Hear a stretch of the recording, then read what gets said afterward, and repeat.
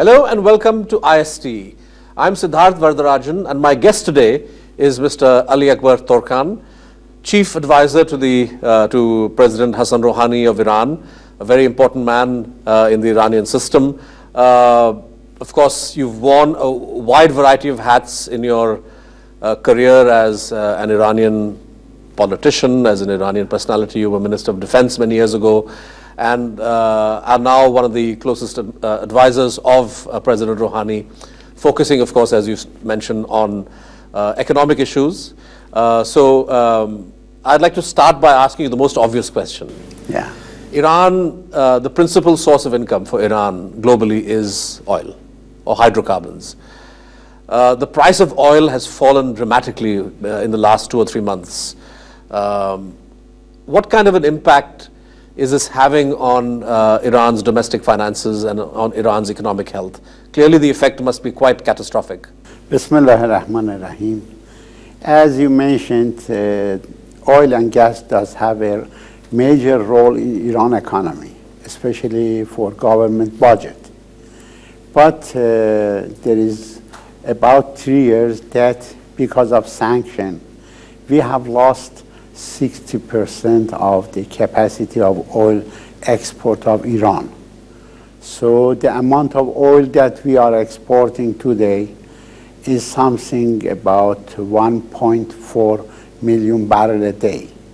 Before we have been the record of 2.5 million barrels per day export of oil.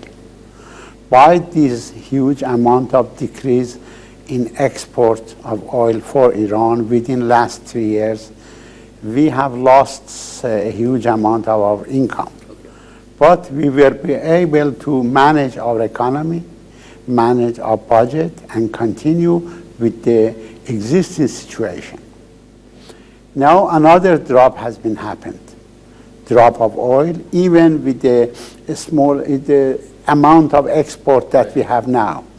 It is decreased from 100 to something near between $40 to $50. The income for oil export of Iran will decrease about another 50% because of drop of oil prices. But Iran's economy has not belonged only to oil. We have a capacity of export of some other non-oil products like petrochemical products, steel products, agricultural products, and today the role of the non-export goods and non-export products is more than the role of export oil in our economy. We would be able to manage it again for the Iranian year that's coming after 2-3 months. The budget is in our parliament. The role of oil in our budget is less than 1/3 of the total figure of the budget. So it is possible to manage the rest of it. It's not a major problem for Iran. It would be a major problem for Saudi Arabia, Kuwait, United Arab Emirates, and other neighboring countries who does not have other capacity of export and production. So you're saying the importance of oil in the export revenues of Iran had declined anyway? Yes. Over the years. But for the benefit of our viewers, what's the reason behind the dramatic decline in production volumes and export volumes? Was this the impact of sanctions, that you were not able to maintain your productive capacity? We have the capacity now, but we cannot sell to the market because of sanctions. Okay. So the decline in exports was not because of falling production or problems in accessing spare parts, but because customers were not buying? Yes. Okay. Yes. Because imposed sanction against our people has risen to the point that in European market we have lost the share of the market that we had before. So we are focusing mostly in Asian market, and most of the oil product from Iran is exporting now to Asian market. Right. As an analyst of economic affairs and somebody who watches energy markets closely, what do you think is the main reason why international prices for oil have fallen like this? Is it, some people say there's a conspiracy, other people say this is a reflection of the rise of fracking and of shale oil. What do you think are the main factors behind this decrease in the oil price? Yes, I will explain about the two different matters. First is the role of shale oil and shale gas in the market. It was before the cost of production of shale oil and shale gas, something about $60 per barrel. That would be the break-even price? Yes. But now the cost of production has decreased below $40. For shale? For shale oil. Okay. So it will affect the market. And next to that, the policy of the Democrat people in United States is to be not dependent on Persian Gulf oil market. They are focusing to be related to different sources for supply of energy for United States. So they have focused on shale oil and also gas from Canada to be able to do this policy. This is the technical point of view. Political point of view is the matter of conflict between Russia and some other European countries about Ukraine and about Crimea. So I think that it is the role that Western countries are interested to force against Russia in the market. And some Arab countries neighboring us are following the policy of the Western countries against Russia. Such as? Such as Saudi Arabia. Okay. And there are some others. But I think that these two will affect the market. Isn't Saudi Arabia hurting itself in the sense that if it's, as you said, much more dependent on oil exports than Iran is, any decrease in the price of oil will have a much worse effect on the Saudi public finances? For short term, yes, but they have a huge amount of reserve and they are able to manage it for a short time. Right. In terms of the petrochemical industry, you said Iran is now in a position to export. During a visit I made to Iran a few years ago, I got to see some of these facilities. They were quite impressive, but that was also the subject of sanctions by the United States. To what extent has the Iranian petrochemical industry been affected by the sanctions? And in other words, its capacity to produce.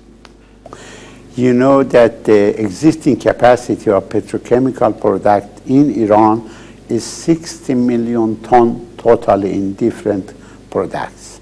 Now we are producing about 40 to 45 million ton per year based on the figure of the different products that is possible to produce for the market, depend to the demand of the market. So the expansion is to be able to extend the capacity up to 100 million ton. Technically, sanction has not affected so much, but financially, sanction has affected the new development, new investment has been affected by sanction. President Rouhani inherited an economy when he won the election that was going through quite a difficult position. You yourself, I think, used the phrase the economy is in shambles in 2013. Inflation was very high, unemployment was high. Was that a product of mismanagement, or do you think sanctions were the main cause for the difficult situation that Iran faced economically? Both.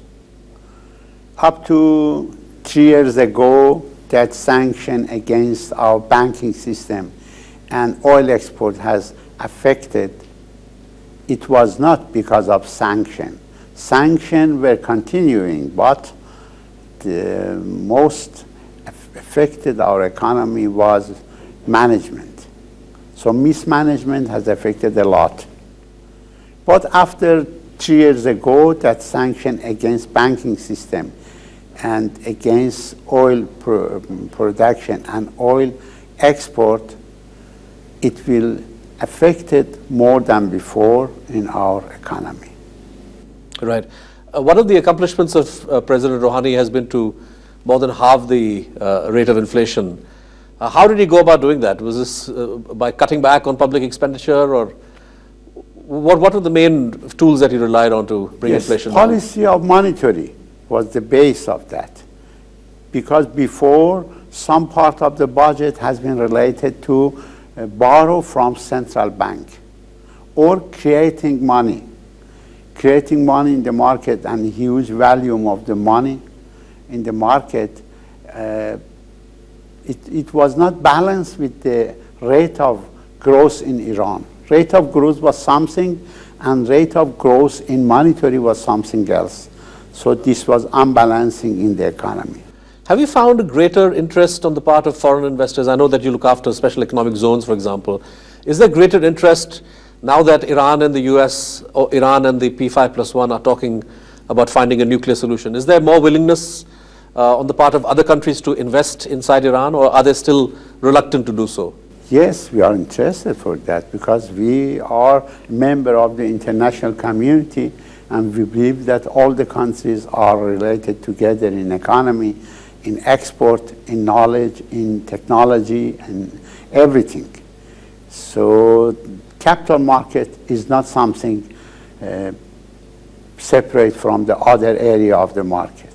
So capital market is the area that we are interested to attract the foreigners for invest in Iran, not only in free zone, but also in all the area of economy. Free zones can work as a role of pilot plant. Free zones can be as a role to look at it as a small part of Iran. How would be the business development possible, and how are the problems of Iran? So slowly we'll be more interested to be partner for other part of the economy. Right. We'll take a short break right now on this point, and when we come back, we will discuss India-Iran relations and prospects for greater hydrocarbon and trade and diplomatic cooperation between Tehran and New Delhi. Do keep watching us.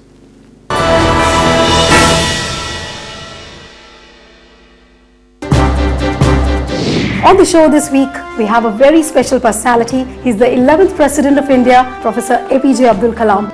Is India really heading in the right direction as far as its growth story is concerned?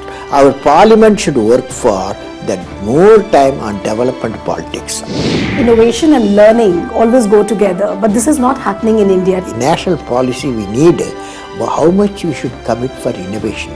This Anna Hazare movement was on that, this kind of a revolution is needed. But do you really think that that revolution was a kind of a watershed moment for Indian politics? Greatest movement should come to this country is definition change of the politics.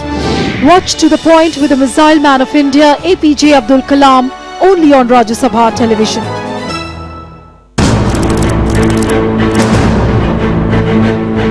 This is Baladila Mines. Location is Dantewala in Chhattisgarh, right in the heart of the left-wing extremist areas. The Central Industrial Security Force face to face with Naxalites in Dantewada. CISF inside the red zone. In this area, the pressure has always been there. Over a period of time, because of these attacks from the Naxalites, we have also learned several lessons. And Ninja Warriors, a new breed of urban commandos to neutralize terrorists head-on. Watch National Security on CISF, only on Rajya Sabha television.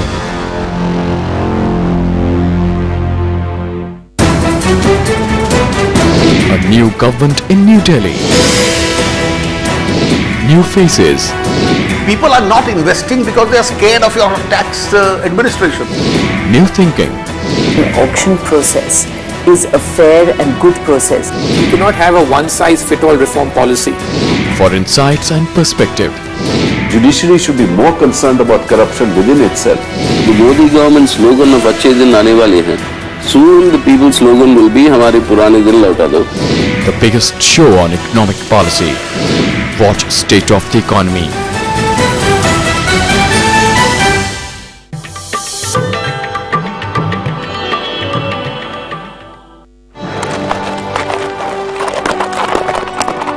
There were three great imperial darbars in India. The third darbar was the most significant one. It was the coronation darbar of 1911, when King George V and Queen Mary were present in person to preside over the ceremonies and receive tributes.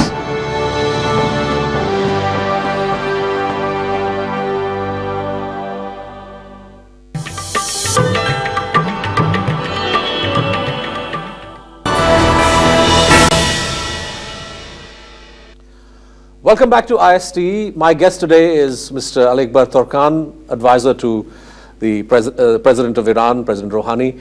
Mr. Torkan, we've discussed a little bit about the impact of sanctions and the difficult charge that you have as, in a way, an advisor on economic affairs to steer the Iranian economy through these difficult times. I know that many Indian companies which had looked at the possibility of investing in Iran in the past, SR, Tatas, got scared off because of sanctions. The government of India was committed only to following United Nations sanctions, but the United States was able to use its extraterritorial sanctions in order to scare many companies, including Indian companies. Do you think the environment today is safer for these companies to now come to Iran and look at business opportunities, or is it still too early? Within the last year and the duration of Mr. Rouhani, the international situation of Iran is going to be better and modified based on negotiation that's going on. We succeed to draw a better figure from Iran international politicians and during negotiation between Iran and 5+1, because before that they have drawn a bad figure from Iran, bad face from Iran, and real face that we are declaring to the international, to all the nations, that the real figure of Iran. And recent does happen many problems in the area like Iraq and Syria and even in Europe by extremism. It is a good sample to be more familiar with the real position of Iran, that Iran is not in a position to support them or to accept them or to agree with them. Iran is the first round, is the first boundary that are against extremism. Correct. You remember that last year in United Nations, our President, Mr. Rouhani, has declared a motion against extremism, and it was with the name of WAVE, World Against Violence and Extremism. Its abbreviation is WAVE. This is the real figure of Iran that Mr. Rouhani is introducing to the international people and in United Nations. Before that, some extremism has declared some positions that was not clear that what is the real Iranian face. And now Mr. Rouhani is introducing that for United Nations. As you know, that the statement that Mr. Rouhani has proposed has accepted by the United Nations. And we have a declaration about that. If President Rouhani succeeds in this direction, and I know that there's very difficult negotiations between Iran and the P5+1 to find a solution to the nuclear issue, and I know that since this is not directly your area of expertise, you don't want to talk about that so much, but my question again is in the economic sphere, that if an agreement were reached, a lot of the sanctions that Iran is subjected to today, the US sanctions, are the product of legislation passed by Congress. And Obama does not have the support of Congress on these. In fact, even as he was saying we should talk to Iran, you have Republican members of Congress saying we need to tighten sanctions. Is there a fear, is there a danger that Iran may reach an agreement where you commit to undertaking certain irreversible steps when it comes to the nuclear program, but the United States is not in a position to deliver irreversible lifting of sanctions? Is that a fear that you have as an economic advisor to the president? I think that international situation is going to the position that everybody is interested and does have a national interest to finalize this negotiation and end to the existing situation. Even United States the negotiation is not between Democrat Party and Iran, or Democrat Party a part of 5+1. It is United States. It's not one party of United States. I believe that the strategists in the United States has decided all to follow the negotiation. This is the main reason that negotiation is going more and more further on, and we will reach to the point to finalize it. It's not Democrat Party policy. It is United States policy.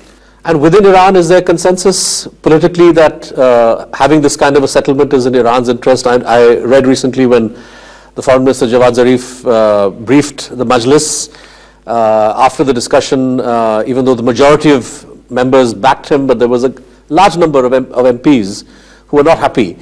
So how confident are you that an agreement would be yes, with the support of everybody? As you see in United States, there are a minority of extremism that are against the further of negotiation. Same as that is in Iran. There are some minority, and they have in our parliament, they are free to talk about that. But the majority of the society, majority of the parliament, especially our supreme leader, is following and supporting the negotiators. And by support of our supreme leader, the minority cannot affect the negotiation much. Excellency, turning to Iran-India relations, you have met the Prime Minister Modi, and he is a gentleman who is very focused on the importance of economic diplomacy. Iran is an important trading partner of India. Iran is an important energy partner of India. The project to build the port at Chabahar is something that India and Iran discussed when President Khatami came to India in 2003. It's been 11 years now. The project hasn't really taken off, even though it's of enormous strategic interest for you as well as us. Do you feel now there is a possibility that this project, which will benefit Iran, India, and Afghanistan, that this project will take off? Yes, port development is one part of the matter of cooperation between Iran, India, and Afghanistan. Port construction is going on, and 4 berths very soon, after 3-4 months, will be ready for operation. But the development of the port is not with 4 berths. It is up to 86 million ton capacity for Chabahar. It's not only 4 berths, because 4 berths does have a capacity of 10 million ton. Right. Or more exact, the figure is 8.6 million ton. The figure is 86 million ton. And this would allow not just India to access Afghanistan, but also the North-South corridor for Russia, for trade with Central Asia too. It is 3 roles of it. The first role is bilateral relation between Iran and India by investment in petrochemical industry and energy-intensive industry like steel and aluminium in the area of Chabahar, because of low price of gas and electricity that is in Iran. There is some subsidy for that and less than international prices because of attraction for foreign investors in Chabahar and in Free Zone in Iran. Next role of it is the industries that will be established by Iranian side for development of southeastern part of Iran. And third role is transit to Afghanistan and Central Asian Republic because of integration between port and railway. Railway from Chabahar to Zahedan and continuing that to Mashhad, that it will connect to Central Asia through Turkmenistan, Uzbekistan, Kazakhstan, and Tajikistan, all there. And the connection with the rail connection from Herat to our network of railroad is the goals that will continue the goal of development of the port to other part of development for transit, for transportation, for development of Afghanistan also. But many of the Indian officials that we've spoken to about this, they say that we keep hearing from the Iranian side that this is important, but things have moved very slowly. So is this the priority now? Are you able to say that this is a priority for President Rouhani? It is going very slowly, but the problem is not in our side. The problem is in the mention that you know that Tata, Essar and other investors and good and capable companies from India has started to work in Iran with the reason that you mentioned the left. Yes. Even now they are assured that United States is not against this development relation, but it is going slowly even now. My trip here and existing here is because of that, to be able to faster moving. And is there any prospect for the Iran-Pakistan-India pipeline that has been talked about for more than a decade? I know that you have a deal for the Iran-Pakistan segment, but is this something that you have discussed with the Indian side, or do you think the Iranians would bring it up in the future, or is that possibility over? I understand that the Indian side does have some restriction because of some agreement that they have made before. I understand that. But I believe that strategically they need to have this pipeline and this source of energy. So we have not reduced the diameter of the pipe that is under construction. Okay. With the same diameter to Pakistan, we are continuing construction of the pipe. Pakistan will get some part of this gas. But so you're saying in terms of the infrastructure in the future, yes, it is possible to extend the pipeline? Yes, we believe that finally it will construct. And we have kept the diameter and capacity to be able, if in future some problem that the Indian side has facing has removed, they would be able to continue that. There are some other alternative. Through Betsy, it is possible to lay a pipeline through Betsy, and also this is one of the seabed, the alternatives. The seabed. Yes. Yeah, in fact, that was the undersea pipeline. Yes. Exactly. Well, it's nice to hear that this project, which I've anyway always believed was very important for the three countries, is still being considered and technically continues to remain feasible. But if the politics works, that's the big question. On that note, sir, thank you very much for joining us at Rajya Sabha Television. Thank you.